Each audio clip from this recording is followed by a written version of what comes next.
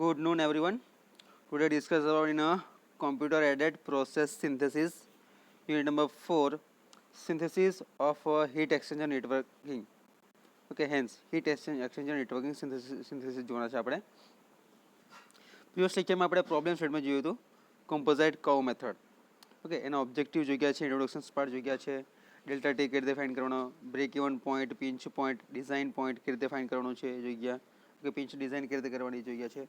તો સિમ્પલી અત્યારે આપણે જોઈશું graphically procedure for a example part. આ રીતે કે કઈ રીતે એના ડેટાસ આવશે, ગ્રાફિકલી સિસ્ટમ કઈ રીતે કહેવાશે એ જોઈશું આપણે. ઓકે, આ કોલ્ડ સ્ટ્રીમ માટે છે આન્સર એનો. ઓકે, તેના આફ્ટર એનો નોટિફિકેશન આપી છે. આ બોથ કર્વ ટુગેધર બંનેના સાથે છે, ડેલ્ટા ટી મિનિમમ સાથે.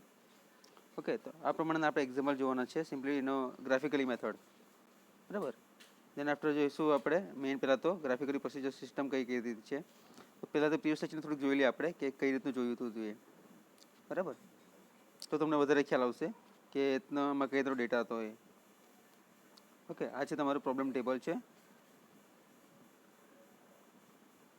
બરાબર, સ્ટેપ શું હતું કમ્પોઝાઇટ કર્વ મેથડમાં એન કરીને this the method. Step 1, divide the temperature range into the interval and shift to the cold temperature scale, make a heat balance in each interval part.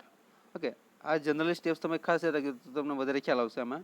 આ first one, divide the temperature range. Okay, in the intervals, બંનેના જે વચ્ચે distance હશે એને આપણે divide કરવાનું રહેશે, તો આપણને કોલ્ડ ટેમ્પરેચરનો સ્કેલ મળી જશે.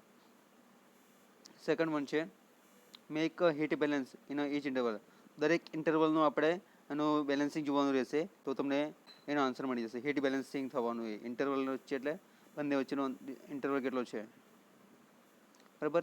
then cascade of the heat defect in the intervals part and heat to the no defect in the cascade part. Okay, આ રહ્યો પ્રોબ્લેમ સ્ટેટમેન્ટ જોયો તો એના બેઝિસ પરથી આ રહ્યો ગ્રાફિકલી સિસ્ટમ જોઈ હતી આપણે. ઓકે, હવે ટેમ્પરેચર રેન્જ જોયા હતા આપણે એના અલગ અલગ, તે આ પ્રમાણે છે. હવે પ્રોબ્લેમ ટેબલ આ રીતે છે, જેમાં this interval has sulphur in the transfer function 1.5 to 2 સુધીનું ઇન્ટરવલ છે અને અલગ અલગ એના ડેટા સહિત આપ્યું છે. ઓકે, આ મેઇન એનું કન્ક્લુઝન હતું કે do not transfer heat across the pinch point. This is the golden rule of the pinch technology. We will see later the how it is relax for a different પર્પઝના basis પર જોવામાં આવશે. અને when the happens in a badly integrated plants there are the heat exchanger where such transfer across the pinch and take place. For a heating utility in a larger than the minimum, it is transformed across the pinch. Cooling utility in the larger by the same amount of this. Okay, then after જોઈએ આપણે main point છે તેનો આ point graphically procedure point જોવાના છે. Okay, most important. Okay, તો first point આવ્યો છે. હવે fix delta T minimum. Fix delta T minimum તમે કઈ રીતે ફાઇન્ડ કરશો કે ડેલ્ટાનું જે ટેમ્પરેચર છે અલગ અલગ રીતે તમને આપ્યા છે એના ઇન્ટરવલના બેઝિસ પર. ઓકે, એના બેઝિસ પર તમે ફાઇન્ડ કરશો. ઓકે, એ તો થયું તમારું delta T minimum. Second one જોયું તો કોન્સ્ટન્ટ હોટ અને કોલ્ડ કોમ્પોઝાઇટ કર્વ. કોન્સ્ટન્ટ અને હોટ કોમ્પોઝાઇટ કર્વ છે જોવાના છે આપણે. This one, second one, constant the hot and composite curve, જે આપણે જીસીસી કર્વ અને એચસીસી કર્વમાં બી આપણે બેઝિક એક્ઝામ્પલ જોવાના છે એના બેઝિસ પર. હવે શું કીધું છે, draw the hot composite curve અને લીવ ઇટ ફિક્સ. હવે જે ગ્રાફિકલી સિસ્ટમ આવશે બરાબર આ રીતનો, તેને આપણે એના રેન્જ કેટલા છે એ ગ્રાફિકલી બેન્ચીસ પર એનો ડિફરન્સનું ટેમ્પરેચર કેટલું છે, ડેલ્ટા ટી મિનિમમ કેટલો છે એ ફાઇન્ડ કરવાનું રહેશે. બરાબર. શું કીધું છે, draw the cold composite curve in a such a way for a smallest delta T is equal to delta T minimum. ને બંનેને ઇક્વલ પાર્ટ થવા જોઈએ, delta T is equal to delta T મિનિમમના ટેમ્પરેચર આવવું જોઈએ. હવે the temperature at which the delta t is equal to delta t minimum in the same point for a pinch point के पास है ने. Okay, and the non overloop on the right is the minimum. Okay, non overloop on the right is the minimum heating utility कोई भी process में, and non overloop of the left is the minimum cooling utility. Okay, જે વસ્તુમાં આવશે non overloop on the right in the minimum utility heating utility and the non overlap on the left is the minimum cooling utility. Okay, આ જે point છે 6 point છે તમારે તે તમારે યાદ રાખવાના છે ગ્રાફિકલ સિસ્ટમ માટે. એક વખત ફરી જોઈ લો. ફર્સ્ટ છે fix delta T minimum, construct to the hot and cold composite curve માટે છે. For then draw which one part, draw the point, which one, this one, draw the cold composite curve. GCC કર્વની જગ્યાએ composite curve આપણે જે draw કરવાનો છે. અને in such a way for the smallest delta T is equal to delta T minimum, the temperature at which delta T is equal to delta T minimum in the pinch point also, and the non-overloop on the right basis for the minimum part, for a minimum heating utility, and the non-overloop of the left is the minimum cooling utility. Okay, તો હવે જોઈએ આપણે graphical સિસ્ટમમાં. આ જે તમારો જો 4 feed આપ્યા છે. ઓકે, 4 ફીડમાં જોવાના છે કે ટેમ્પરેચર એના કેટલા છે. રિએક્ટર 1 ફીડ માટે, રિએક્ટર પ્રોડક્ટ 1 પ્રોડક્ટ માટે, રિએક્ટર 2 ફીડ માટે અને રિએક્ટર 1 પ્રોડક્ટ માટે. હવે કોલ્ડ ફેઝ માટે કેટલા છે એ બી તમારે જોવાનું રહેશે, અને હોટ ફેઝ માટે બી તમારે જોવાનું રહેશે કેટલું છે. ઓકે,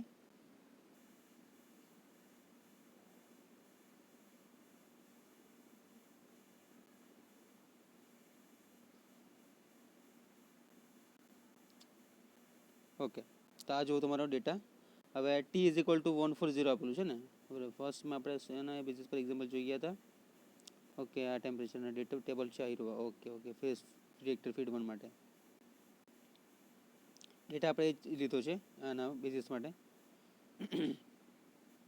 ઓકે, તો ટેમ્પરેચર 140 અને ટેમ્પરેચર 20 જો કોલ્ડ ફેઝ માટે, અને હોટ ફેઝ માટે ટેમ્પરેચર છે 80 ડિગ્રી સેલ્સિયસ ને 180 ડિગ્રી સેલ્સિયસ. બરાબર, જુઓ આ 140 20, આ બાજુ 80 અને આ બાજુ 180 અને આ બાજુ 80 છે. બરાબર ને. ચાર કોલ્ડ ફેઝના ટેમ્પરેચર લેવાઈ ગયા. હવે હોટ ફેઝના ટેમ્પરેચર જોઈએ. આ બાજુ 230 અને 140 is where this is equal to 140, અને 200 ડિગ્રી સેલ્સિયસ આપ્યો છે. આઈરો T is equal to 200 hot phase માટે, અને આ બાજુ છે 250 હોટ ફેઝ માટે. આ બાજુ છે 140 ડિગ્રી સેલ્સિયસ ઓનલી, અને આ બાજુ 80 ડિગ્રી સેલ્સિયસ. બરાબર, ઓલ ટેમ્પરેચર બધા આવી ગયા છે, કોઈ રહી ગયા નથી. 1 2 3 4 5 6 7 8 8 ટેમ્પરેચર છે ટોટલ. બરાબર ને. બરાબર, જો કોલ્ડ ફેઝના ટેમ્પરેચર કયા કયા છે 20. Where is A 20? This one આ કોલ્ડ ફેઝ માટે 20, અને 140 આ કોલ્ડ ફેઝ માટે, પછી 140. ઓકે, અને 200 is where is a hot phase માટે, આવી રહ્યું હોટ ફેઝ માટે, અને 250 is there is a hot phase માટે. ઓકે, હવે આ બાજુ જોઈએ. 180 is wear 180 temperature is a cold phase માટે, 230 કોલ્ડ ફેઝ માટે, આ 180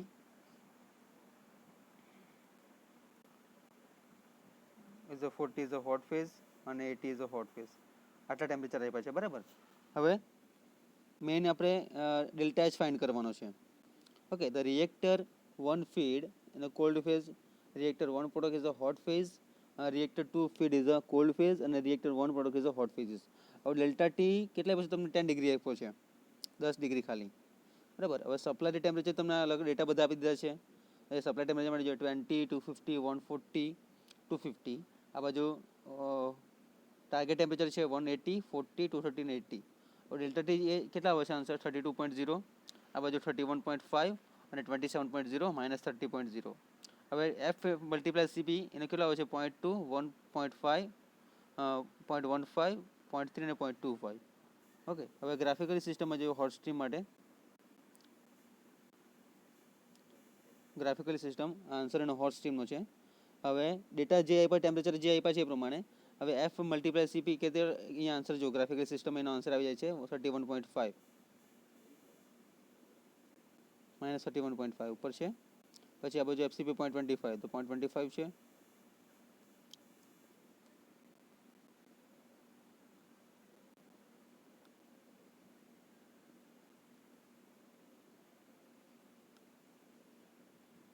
બરાબર, આ રીતના એના આન્સર આપ્યા છે.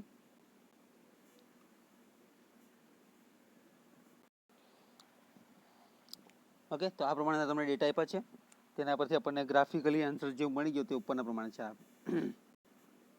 ઓકે, જે રિએક્ટર 1 અને રિએક્ટર 2 આપેલું છે એના બેઝિસ પર જુઓ. હા અને આ 2. ઓકે, હવે ડેલ્ટા ટી છે તમને કેટલા પડશે?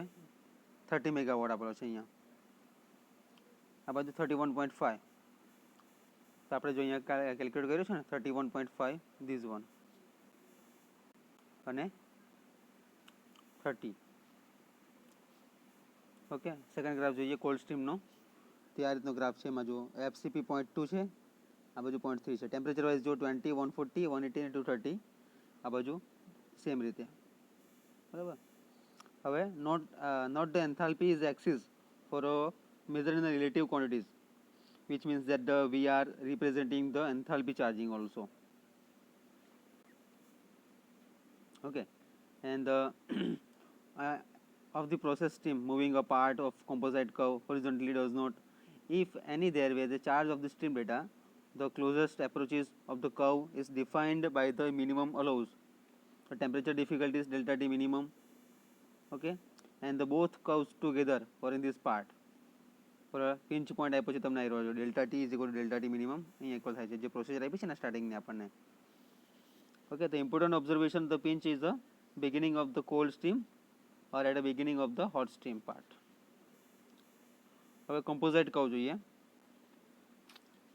ડેલ્ટા ટી આપ્યો છે ડિગ્રીમાં, ડિગ્રી સેલ્સિયસ, અને હીટ લો કિલોવોટમાં આપ્યો છે.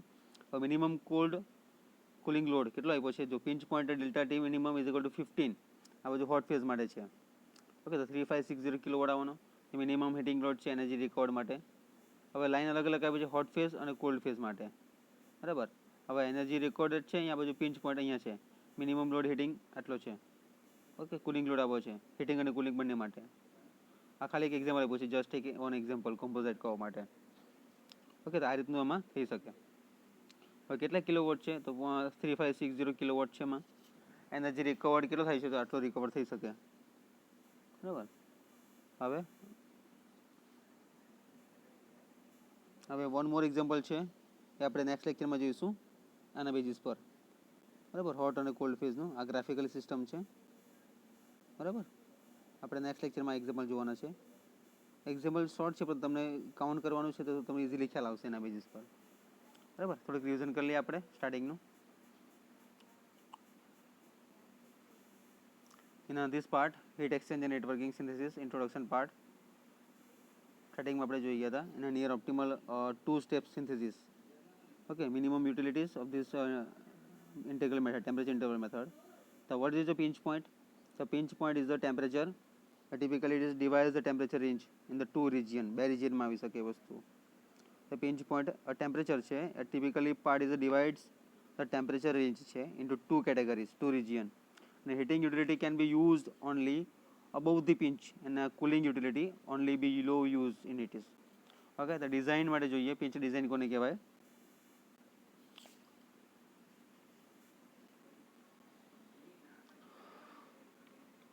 What is the pinch design?